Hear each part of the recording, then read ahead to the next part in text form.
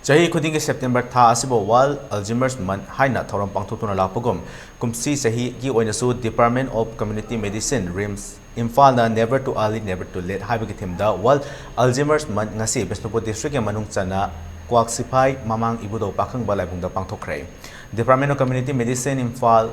RIMS ki head ODB Professor Dr. S. Sanaya Madevi ki meeting makhata pangthokhiba thoram asige wahau doki warol piraduna Department asigi health educator ODB M Megachandra Maitaina World Alzheimer Month asige maramda amadi laina asige Alzheimer na narba miyoi singbu matau karamna imung manungna loinagani haibagi matangda wa ngakhi Department asige Dr. N. Rana Chandrana Alzheimer disease amadi dementia laina asina maram oiraga matangda wa ngakhi thoram aduga mari lainana ahal lamal singda ikai khumnaba utpo aina department asige maikai dagi achamba khudol po singsu thamkhibaga lainana ngasige thoram aduge saruk amo aina free health checkup amasu pangthoki